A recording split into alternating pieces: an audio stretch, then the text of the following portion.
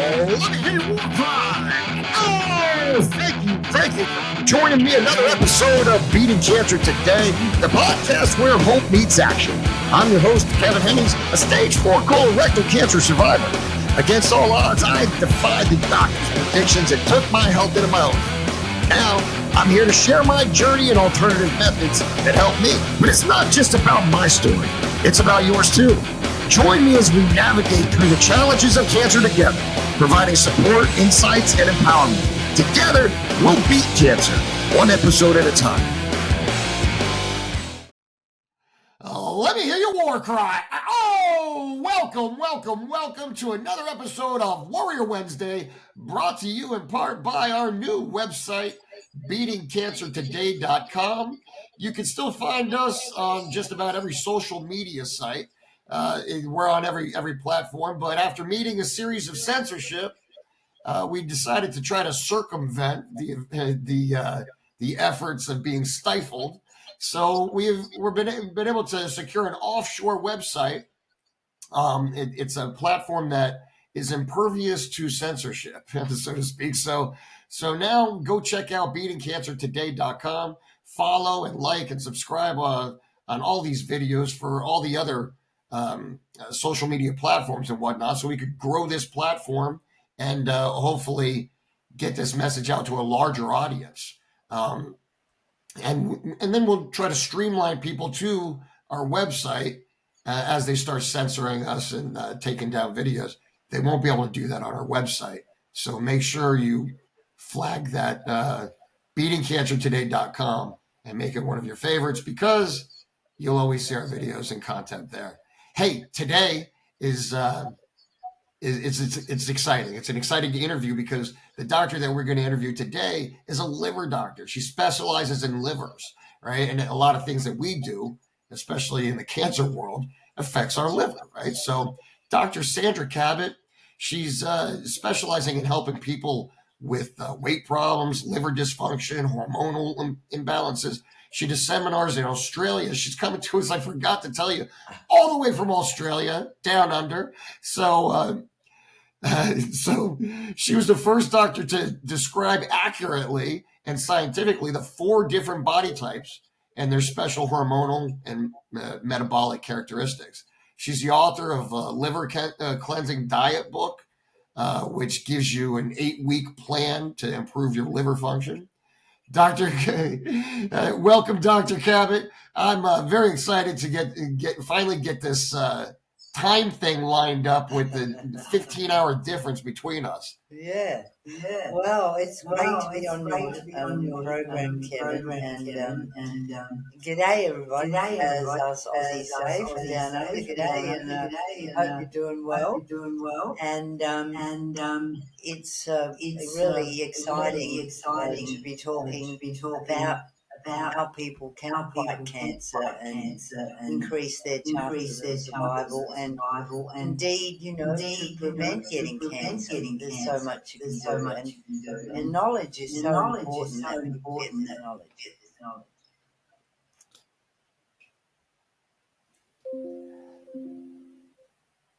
I got to tell you, I'm not sure how much you know about our platform, but we discuss repurposed medicine and alternative approaches to battling cancer. Yes. And being a doctor who specializes in the liver, I'm anxious to discuss different prophylactic measures to protect the liver when taking so many supplements. A lot of stuff that we do is there does run the risk of a rise in liver enzymes and different things like that I wanted to talk about. So for people who don't know, let's break this down. What does the liver do, and what happens when the liver is compromised? Well, Kevin, liver problems are very common today, and the most common problem we see is fatty liver, and it greatly increases the risk of liver cancer, having a fatty liver, and it comes about because people eat way too much carbohydrate. They eat processed food, and the vegetable and seed oils in processed food plus the high sugar content create the perfect storm to damage the liver. So, it's mainly fatty liver from the wrong diet we see damaging the liver. And this is pretty new. Like, I've been a doctor for 50 years. And I first started to see an epidemic of fatty liver in the 1980s, the late 1980s. And that's why I wrote the book, Liver Cleansing Diet. Because to me it was new. When I studied medicine at university back in the early 1970s, this was not an epidemic. So I thought, well, this is really important. We need to stop this trend. We also see, of course, well-known causes of liver disease like alcohol excess or exposure to mold toxins or other toxic chemicals. And of course, we see a lot of viruses. There's many different viruses and bacteria and parasites, as you were talking about, um, that can lead to liver cancer, gallbladder cancer, and bowel cancer. So we need a really good understanding of how we can protect our liver and our heart and our immune system from overload. That's when you'll see the cell damage that can lead to cancer. Okay, well, Doug, that kind of explains how what happens when the liver is compromised. But could you explain the various types of cancer and the differences between them, how they affect the liver? Because, well, in my case, I had colorectal cancer, and it never spread. It never metastasized to my liver. Although that's the most common place I think that it initially goes to during the initial spread. Mine went to lymph nodes and it took a different route, but some gravitate to the liver more than others. Can you explain that? Well, the liver is the common site of metastases from many different primary cancers because it has a huge blood and particularly from the ducts, all the blood from the heart goes through the portal system to the liver and filters the blood through its cytosolic system. And if you're lucky, you've got lots of just liver cells, cup cells, that are in that are like warriors, should suit your show, and they're there and they're trapping unhealthy cells and cancer and they can destroy it. So because liver is huge blood work, it's a common source for cancer cells to metastasize into the liver. The liver has so much blood and it has the glycogen and the nutrients that the cancer can feed. And of course, you can get a lot of chronic liver cancer too. That's dominantly just from having the wrong diet, having a fatty cause a lot of liver inflammation. Also, if you have liver fluid in your bile ducts, that will cause cancer. Millions of people have liver fluids and don't know it, and it can present with gallbladder cancer. What is a liver fluke? Well, what did you say? A liver fluke is like a little worm that lives in your bile ducts, and it can live there 30, 40 years and not cause you problems. But it's so common for it to cause really bad in the bile ducts, then spread. So it's a fluke worm. Yeah, look. I got parasite on YouTube. Yeah, no, I've heard of the I've heard of the parasite, the fluke parasite. Yeah, I mean, I just didn't know that it was there was a correlation with the liver. I don't know. So anyway, there's a million different cause of gallbladder cancer, which can easily spread liver as well. It's just going to take a liver. And then, of course, we see a lot of liver cancer on the hepatitis virus, so hepatitis C, hepatitis B. And they are very diseases. In Asia, particularly in China, there's it's epidemic. So, and so many people get hepatitis B when they're born from their mother, and then later in life, and maybe in their 40s, they will develop a nasty liver cancer. Okay. We know Well, that liver parasite and liver virus often cause liver cancer. They're not true. okay. Well, that's one of those things where if your body's talking to you and you ignore it, and it won't get better on its own. It will progressively get worse if you don't pay attention to it, right? So, Well, yes. So you want well, to so have a checkup for sure. You can have an ultrasound of your liver. It does not expose to any radiation. Have one every 12 months. If or at risk you come from a country where the viruses are endemic or liver flu. Or if fatty liver, you want to reverse, jump on a liver. The good news is it's not difficult to reverse it, that, and therefore greatly reduce many types of. okay. Yeah. Well, hey, Doc, really quick. Sorry, can you turn the volume down on your computer a little bit, because I could hear your speaker in the microphone. That's what the feedback is. Oh, okay. Yeah. I'm just going from this. Sorry. Is that better? That is great. Okay. Thank you so much. All right. So, all right. My Chris, my producer, is going to love that. Yeah. Oh, I hear it again. Oh, you heard it again. Okay. Now I got you. You're good. Oh, good. All right. So, I'm a long way away. It's amazing, this technology that, we're doing this and we're communicating as well as we are. well, it's already tomorrow for you, right? So this is great. 11:23. Yeah, and it's 8:23 in the morning here. And by midnight, as I might turn into a pumpkin. Yeah. Yeah. Well, here we go. The fluke parasite. Yeah. Is there any correlation? Do you think there's any correlation between this parasitic situation that you're talking about and the fact that some of this repurposed medicine being anti-parasitic?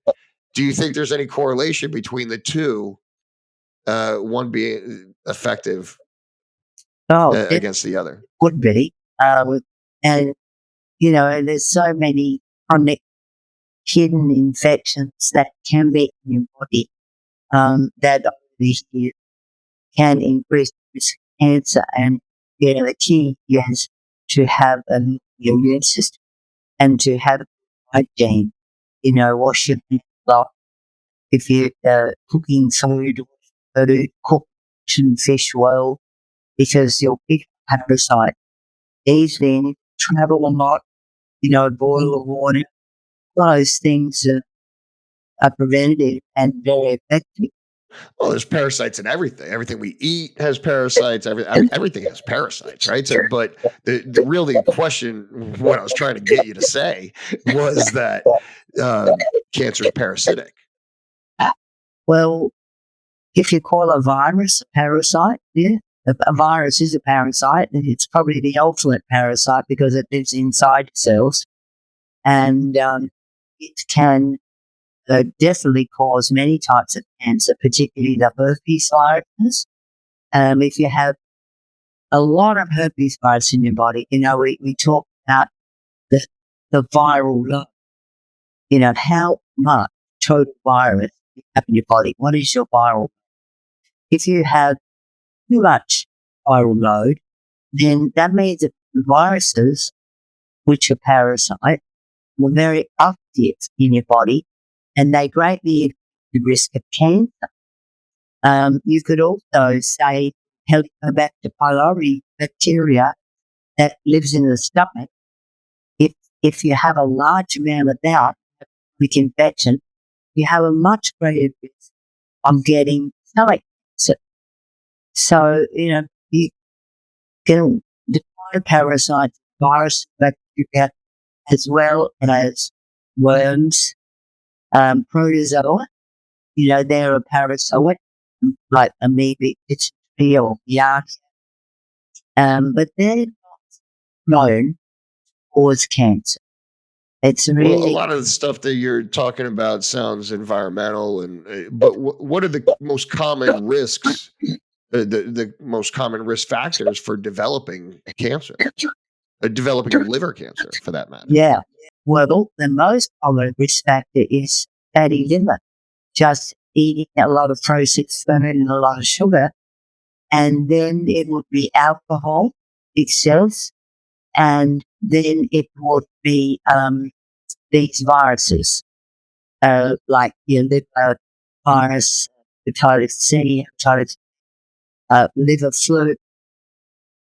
They're common causes of liver cancer, and they're primary cancers. So they all start in the liver.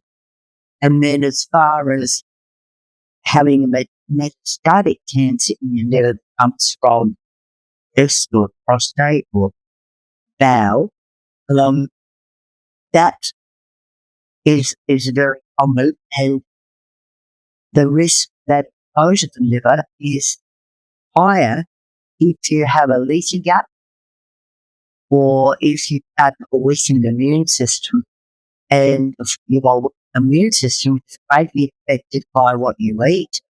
And if you're deficient in specific things, particularly selenium and zinc and vitamin C, so those deficiencies combine with a gut to enable cancer to spread more easily to the liver. So, it sounds to me that everything that you said sounded like that you consider cancer to be metabolic and not genetic.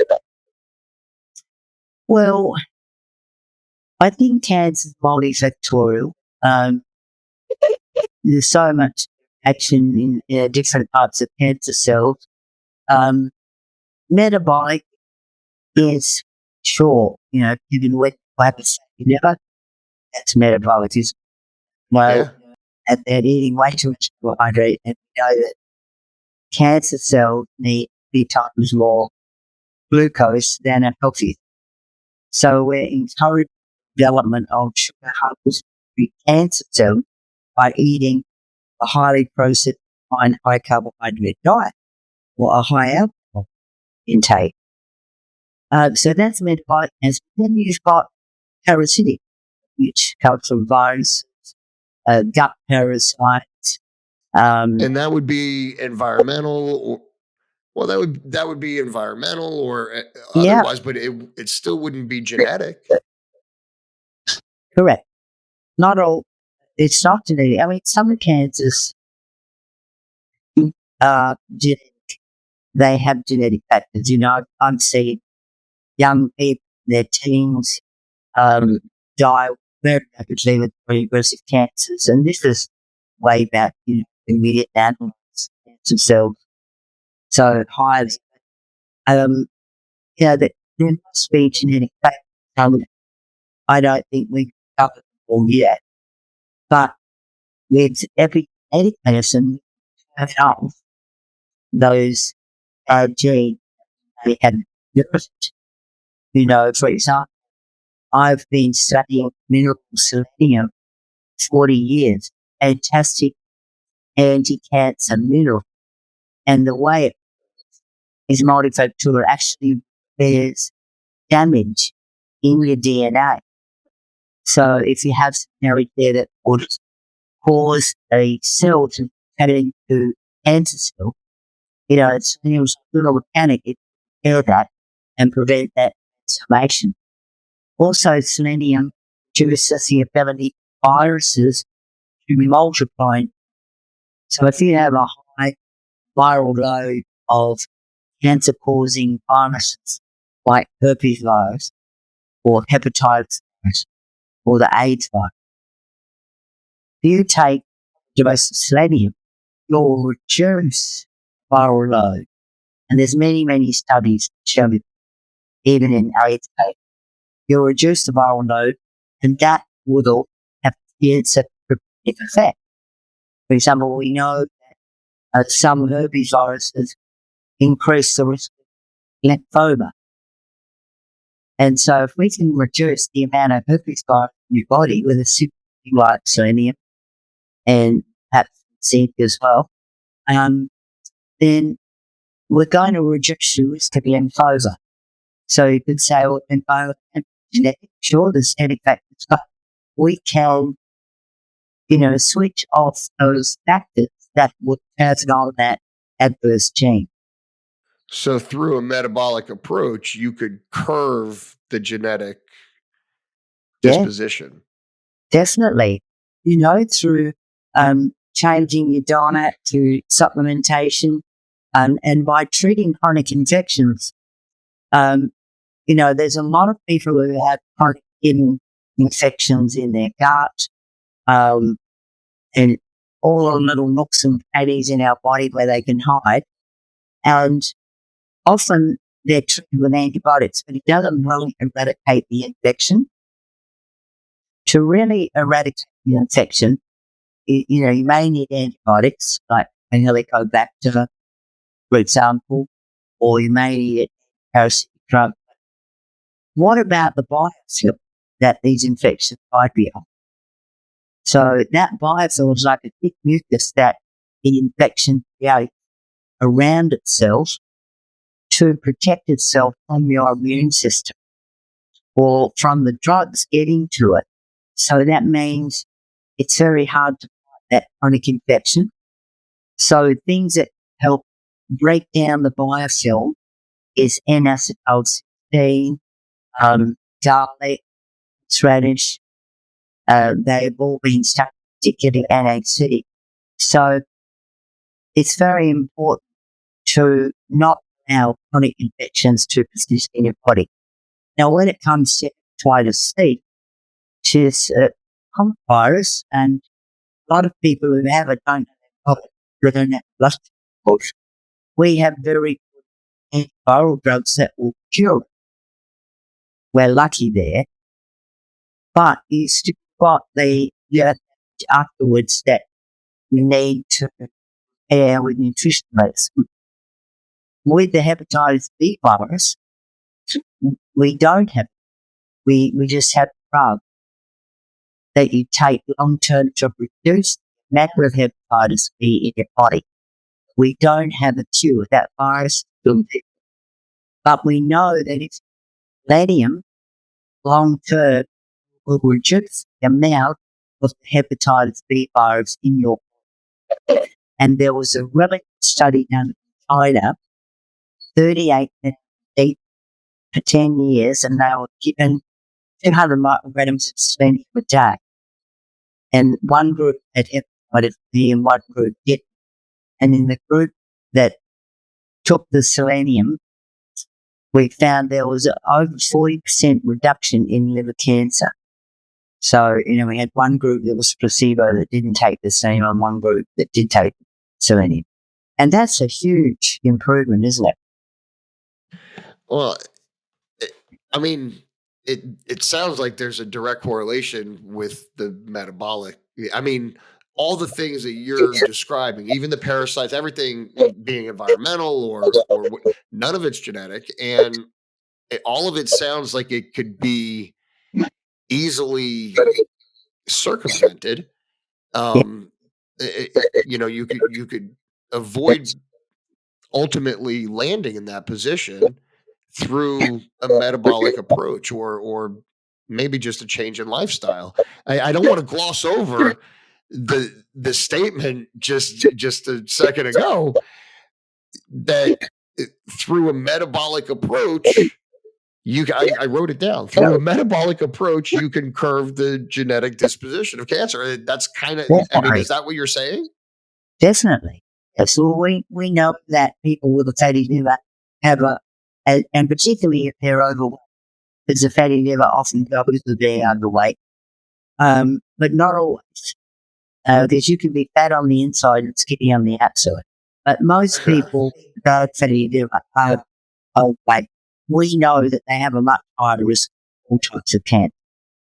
So if we could fatty liver through metabolic we can greatly reduce cancer. And I mean, knowing that a lot of people who get cancer do go on a low carbohydrate diet, or they might try a ketogenic diet, or they might try intermittent fasting, and they all have evidence for helping us and for helping to promote the death cancer. So, okay, so the death of the cytotoxic effect, the death of cancer cells. Let's talk about that. Creating autophagy, the balance of autophagy between your ability to eradicate it out of your body before your cancer starts feeding on it. Is there any tricks of that? Yes. Well, we know that the cancer cells that don't have E35 protein to tell them that they're really sick and they'll need suicide. But we can influence that protein message through nutritional supplementation. And also, if we do intermittent fasting or ketogenic and find that with a bit of exercise, that will increase the amount of mitochondria in our cell, and that will help the cell to become more aerobic metabolism. And cancer cells don't like to be aerobic; they use anaerobic. So a lot of people have tumors, benign and malignant, just by with low carbohydrate and by doing fasting. I mean, I had one patient with me today. She was very happy that she had multiple tumors in her thyroid gland, and she had modified her diet to very low carbohydrate and take a supplement with selenium and iodine, zinc and vitamin D. And her sisters were very happy because over here, those tumors had halved in size, as shown on their scan. So she's very happy they were malignant, but nevertheless, they were growing and they progressed to Absolutely malignant cancer. Now, so I don't want to say preach. I have a lot of discussion with the audience on the Beating Cancer Today platform that a combination of because I sincerely do believe that cancer is metabolic, and a combination of the change in lifestyle, and that's so important. You have to change your lifestyle and get rid of the toxicity out of your life and out of your body, whether it be emotional or dietary or whatever. Get whatever's toxic out of your life, and so the metabolic approach coupled with once you have disease, and coupled with the fenbendazole, ivermectin, those types of antiparasitics, I do strongly believe that a combination of supplements with an antiparasitic, coupled with the lifestyle change of being metabolically cautious, I should say, within cut the gluttony out, just within a reasonable amount, a moderate amount, right? So with the combination of those two things, I believe strongly that you could eradicate disease. Do you Yes. have any opinions of that? Well, I think, we're on the threshold of incredible things with artificial intelligence, and, people do inherit terrible diseases. Very unlucky, that you can inherit familial Alzheimer's disease and get it at a very young age, starting in your 20s and 30s. Retinellingent. You can inherit Korea. You can inherit some very severe mitochondrial diseases. That's profound. And thankfully, they're not that common, but still, and it's cystic fibrosis, but that's really common, and they are terrible. And when we are able to do the cut and paste to our genes, cut out their one and paste it into one through genetic engineering, you would call it, that will be amazing. But how expensive it will be, and will everyone be able to afford? So there are some terrible diseases, and really, I don't think that nutritional medicine or metabolic medicine will have the answer for that. But the vast majority of cancer we see today and all the degenerative diseases that increase risk of cancer, like diabetes, are metabolic, and a lot of cancers are absorbable. But I also believe in the infection / parasite virus etiology of cancer. So that's definitely proven, categorically. And, that's why when they control the immune system, people don't realise how vulnerable their immune system is.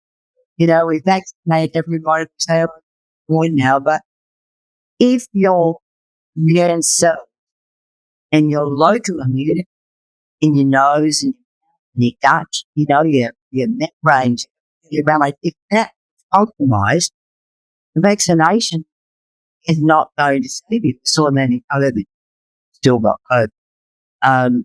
So local immunity is very, very important. And that's where diet and nutritional supplementation in. Well, Yeah. the Something I'd like to mention is stomach acid. Stomach acid, very important, and it's cancer preventative. Did you know that? no, Yeah. please Yeah. expound on that, because I have a question about that. Your local immunity in your mucous membrane, your nose and your esophagus. Now, chlorothalonil is a fantastic antibiotic. It's an antiseptic, and it kills unwanted parasites, bacteria such as Helicobacter in your gut.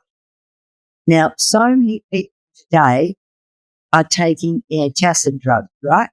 They just go into the pharmacy, get over the counter, leaving without a script. And those drugs are designed to be used long term, because to stop making stomach acid long term is very dangerous, and it will greatly increase your risk of parasitic infections. So we treat Helicobacter by giving antacids and antibiotics. But people stay on the antacid. What people really need more stomach acid, and they would have more stomach acid if they had healthy bacteria in their small bowel, out of small intestinal bacterial overgrowth. And that comes because people eat processed food, hydrate. So a lot of people with gut problems actually have a deficiency of hydrochloric acid. In the long term, that would increase their risk of cancer in their gut. So, okay, so you just raised a few different questions, and I had to start jotting them down, because this, I, all right. So can we circle back I'm the just trying to bring in, the kind of mosaic. Oh no, this is a picture. This is how cancer is so complicated and, how all these factors will eventually impact on the metabolism of the cancer cell, which is, what we're understanding. Yeah. So the genetic. So from what I'm gathering from your explanation, you're saying that there are some genetically related cancers, Yeah, and through probably our horrible society of lifestyle, we have somehow metabolically enhanced the other cancers in the world. yeah. Well, the vast majority of cancers are metabolic, not genetic. Yeah. Well, so the ones that are genetic. Yeah. Um, how do you feel about genetic testing? That 23andMe or I think it's good, but I think, if people get freaked out by their results, they need to find an integrative doctor who will explain to them how to turn off a lot of these bad genes. Otherwise, people might get really stressed about it. So I think you need to do it under the guidance of an integrative doctor.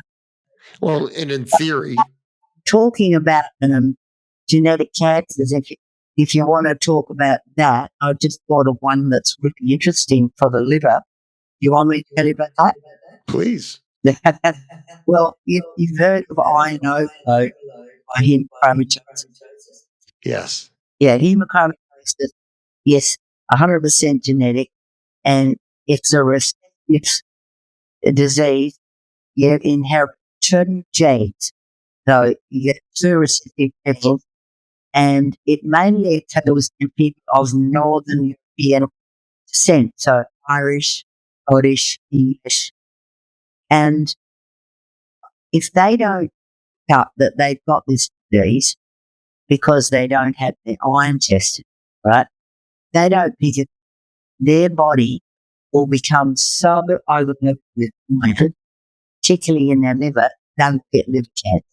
So that's a case where you've got a genetic 100% disease that will cause liver cancer if it's not picked up. Simple treatment is to have your blood removed every 3 months. That will save the cost.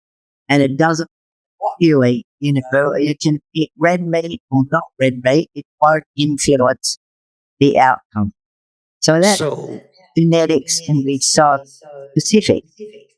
wow. It's So that's very, very specific to the genetic connection there. yeah. And so donating blood will alleviate that. Yes, it'll save your life. It'll Wow. prevent Donating blood every 3 months will it's alleviate. all the chromatosis, yeah. Yeah. Wow. Oh, Yeah. that's incredible. Yeah. Hey, you had mentioned you emphasized the immune system and compromised immune system leading to cancer. Well, now the P53 is a major player in the immune system, correct? The liver, did you say? The P53 that's a Oh, major player in the immune system, right? yeah, it is. Because it controls, the destiny of the cell. But, And the immune system is, so widespread in our body and has many parts to it.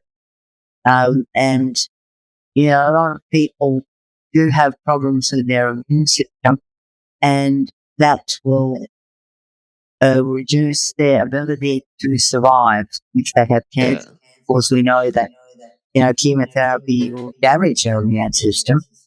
Oh, I could attest to that. But well, the question was that I read some papers, some studies and clinical studies that it showed that fenbendazole had actually enhanced um, it actually enhances the P53, promotes the P53. So I Now, just didn't know yeah, if there was some sort of well, connection there. selenium, sugar selenium. And probably a lot of things do that where, discovery some of these repurposed drugs. So even like the beta blocker protein is a very good drug for hydroxyl. Evidence of that can help to help your immune system to fight cancer. Yeah. Now, you would also mention the stomach acid, though. Yes, The stomach acid. Now, you're in Australia, but you're also a doctor, so I'm sure you're familiar with cimetidine. Are you yes, familiar with this? yeah. We say Cimetidine? today.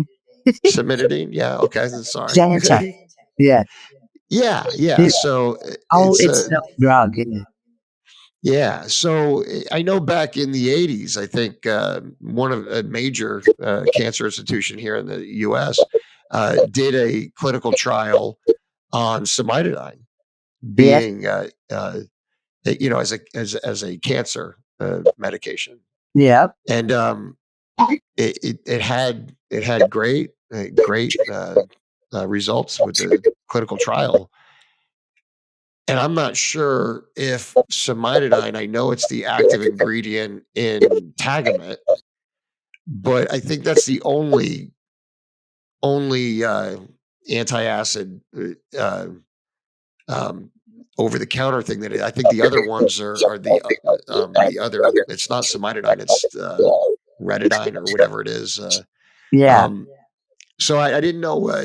Do you have an opinion as to whether the cimetidine adversely affects the acidic situation in your stomach, like you're describing?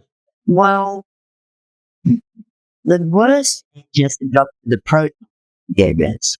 Like Somac, that proton pump inhibitor, they'll really stop your stomach producing acid.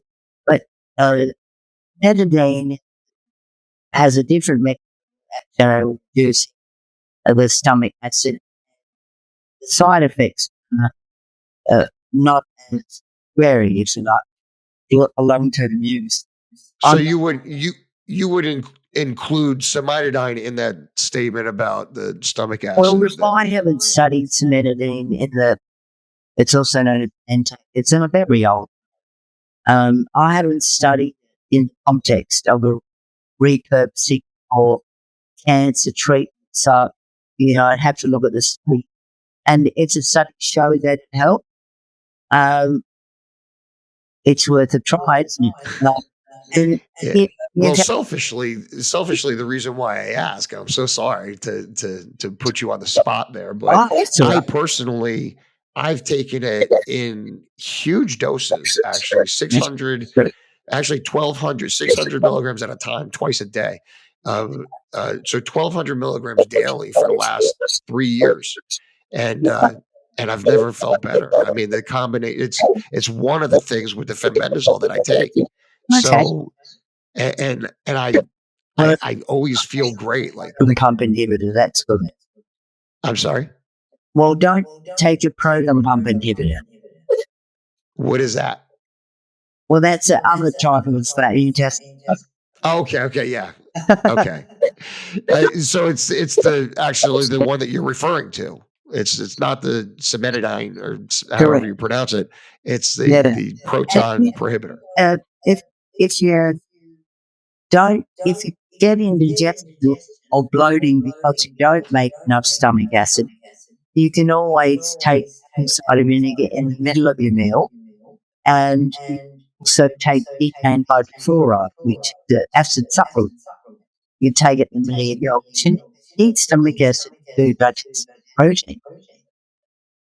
Good. Well, I mean, I am familiar with that because my digesting food has really become I'm very cognizant of it now, Yeah. actually, because they removed a good part of my colon. So I'm very aware of digesting Yeah. food and what my intake is and stuff because So you I'm digest worried. quite good. Yeah, I just don't want things sitting in my gut, So that's now. So speaking of that, speaking of what my food intake and stuff like that, how does lifestyle, including your diet and exercise, how does that influence the risk of liver cancer? I know you mentioned fatty livers, and can you expound on that a little bit? Yeah. Well, look,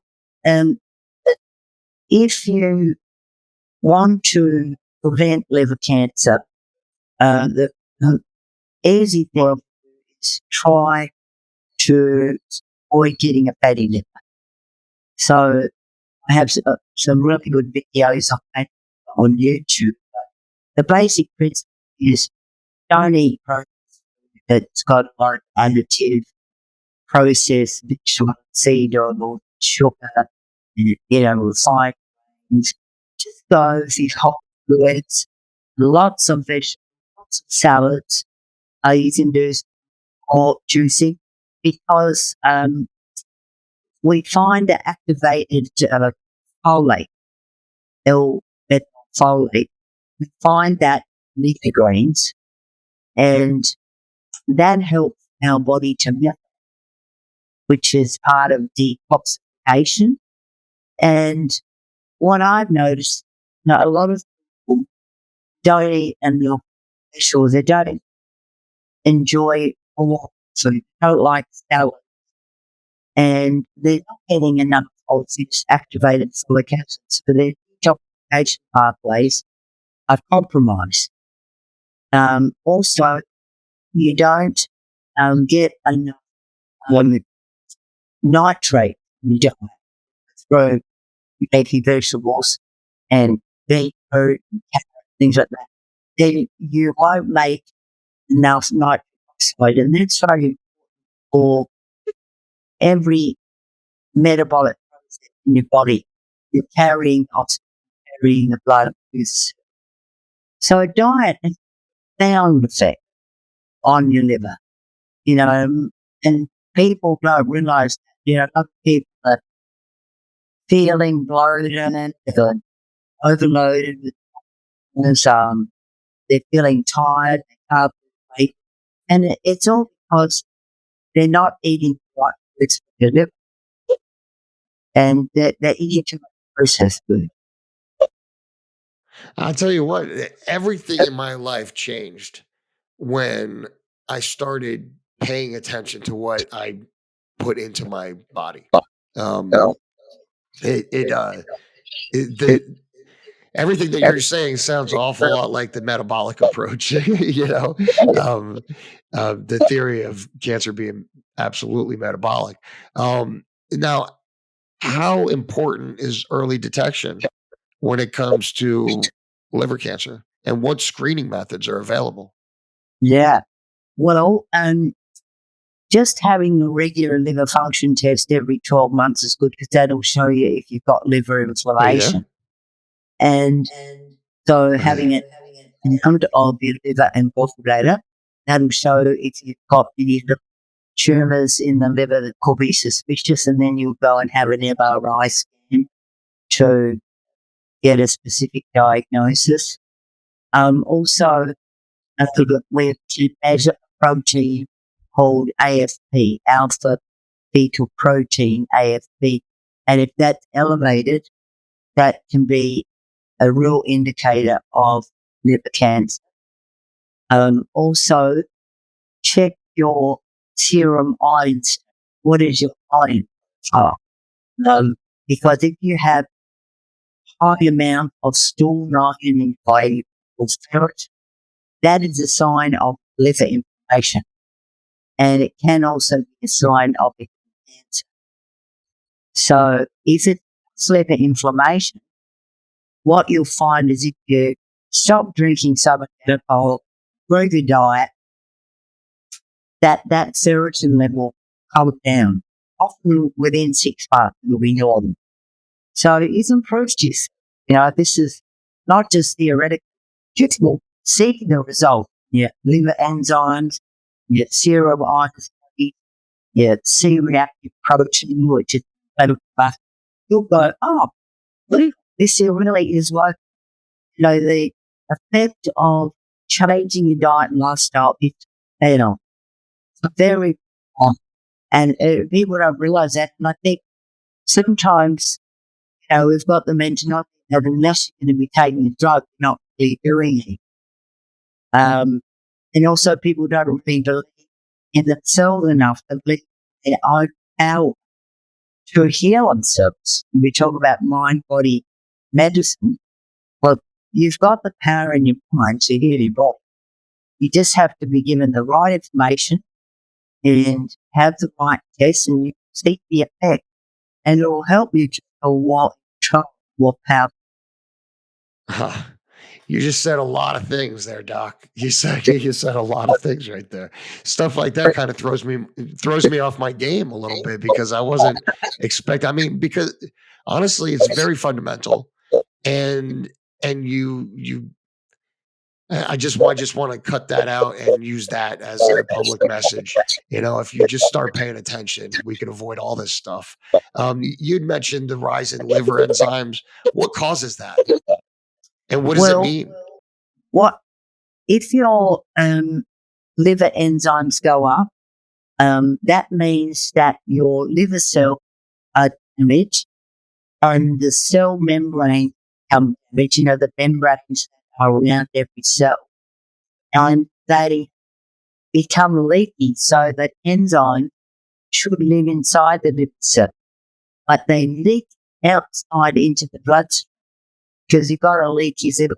So, like a leaky gut, you can have a leaky liver, and if your liver is inflamed, you will have leaky liver.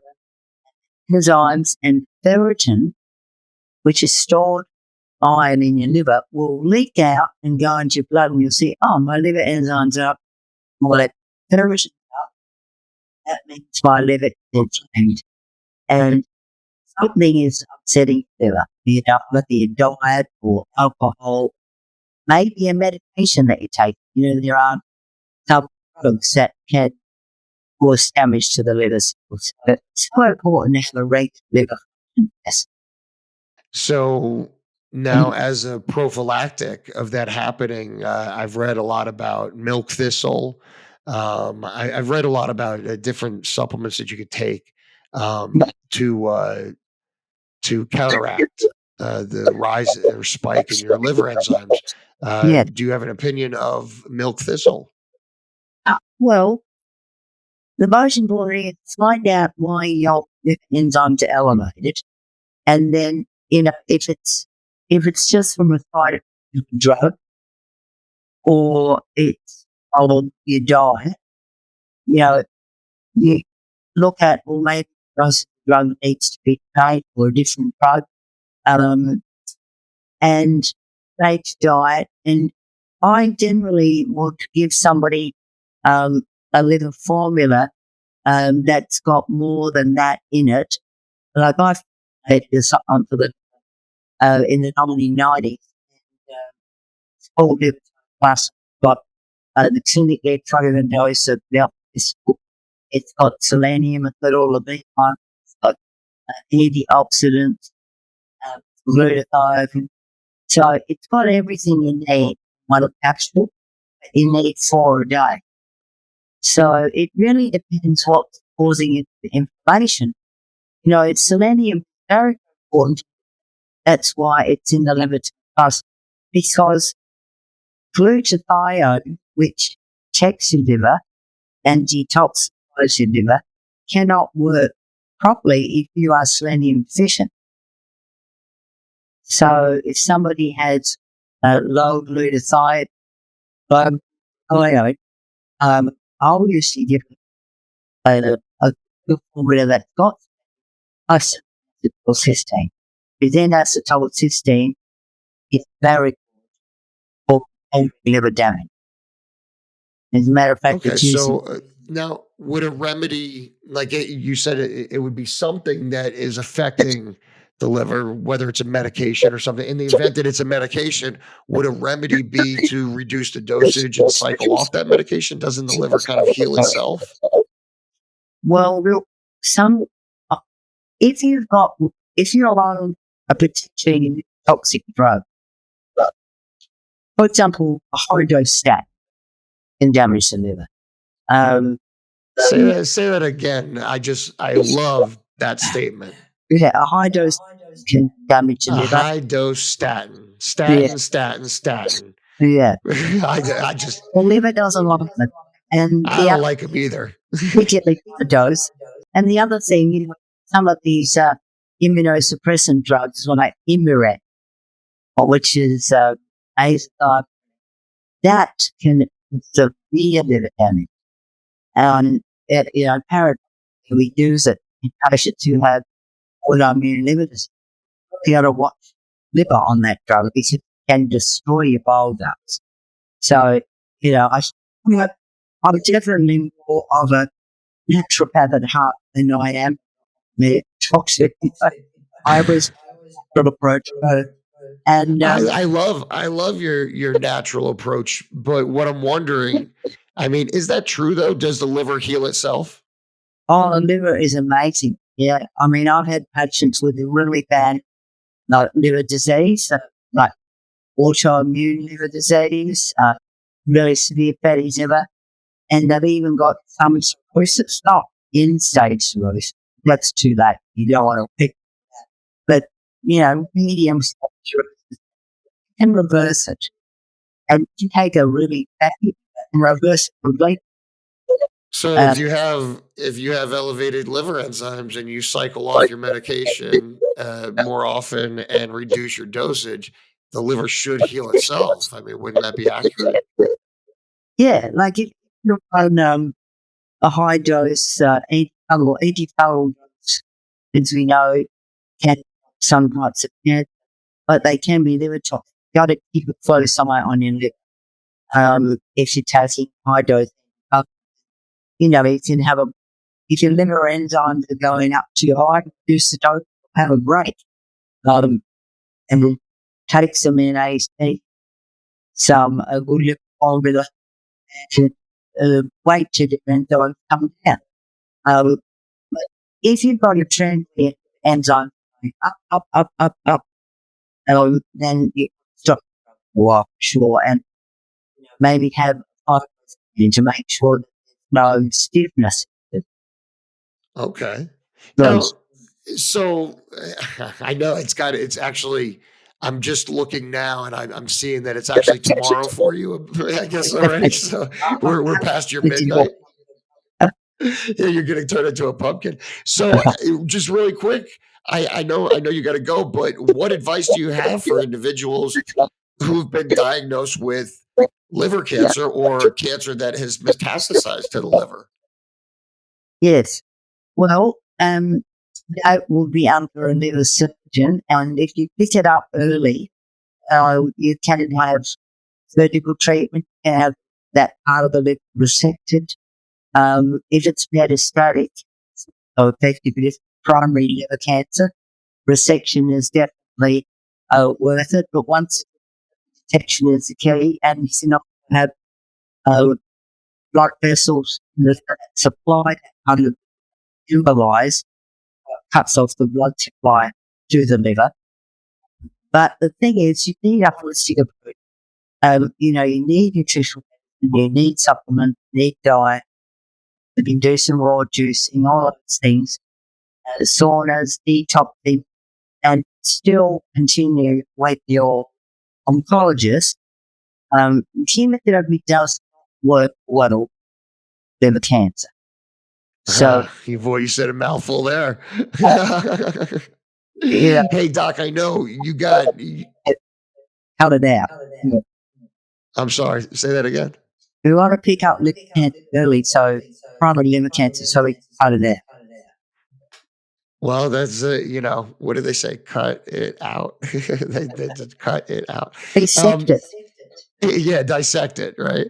Like, So I know you have you do so many amazing things. You're a pilot, and you have a plane that you privately fly disabled people around in, and to get to yeah, the treatments and whatnot. You're just so amazing on so many levels from reading up on you and stuff. But I know you also have your own line of supplements and stuff. Let's plug some stuff for you here. I know we don't have much time, but you want to plug something? well, we have a very good website called liverdoctor.com, and it's 30 years old, right? The very old website. We're no worried we've updated since we first put it there, but we have great letters, really good information, a lot of scientific references, testimonials which inspire you, and you can also email us. We get emails all over the world. It's amazing. With people from all different cultures and people with different problems, gallbladder problems, and it's interesting. And we're doing ongoing research into liver diseases, and we're getting some really good results. And the good thing about the liver and really, any kind of organ in your body, if you're starting problems and get a disease, let's get into integrated medicine, do everything you can. Because, I've been a doctor for 50 years. A lot of people reverse cancer. I've seen a lot of people reverse chronic diseases, or at the very least, really get huge proof. And you can improve it. You can see it in your blood. You can see it in the way you. You could feel it. You could feel. I literally, honestly, I feel amazing, better than I've ever felt, and that only changed when I started. When I changed my lifestyle. When I started controlling my intake, Yeah. everything changed then. And it enabled me. It gave me the energy to get up and move around. It gave me the energy to battle this disease of cancer. It Yes. gave me it provided to me what I otherwise would not have had.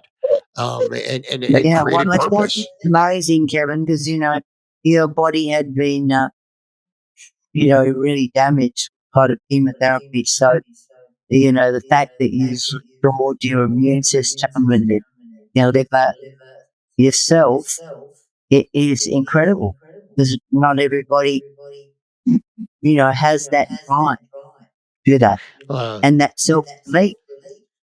well, I'll tell you that I'm so very grateful. I mean, not everybody has the commitment that you have to be up at midnight after working all day and everything else. I'm so very grateful for your time, Dr. Cabot. Um, I feel like we have more to explore with this, but you have confirmed a lot of things. The metabolic theory, an approach to cancer, Yeah. the metabolic awareness being probably the best prophylactic against preventing cancer, liver cancer, Sure. or fatty liver for that matter. So, Good. thank you for everything. Thank you for your time. Thank you for staying up so late to talk to us. And I would like to circle back in the future and maybe do this Well, again. ask your audience, what subjects they like to be discussed. I'm quite happy to stay up till midnight. and, so, well, I love it. And I'm got an office, I'm going to come over there and do some seminars next year Where's your office here? in Phoenix. No kidding. Here we go. All right. Yeah. Well, for the audience that's in the Phoenix area, they could certainly look you up out there. Yeah. So, all right, Doc. Well, you know what? If you ever make it to the East Coast of the U.S., let me know. We'll find you somewhere over here. Okay. Right. All right. Thank you so much for your time, Dr. Cabot. And folks, make sure you check out liverdoctor.com. And also, you could find this video is going to be posted on beatingcancertoday.com. So until next time, thank you and fight again.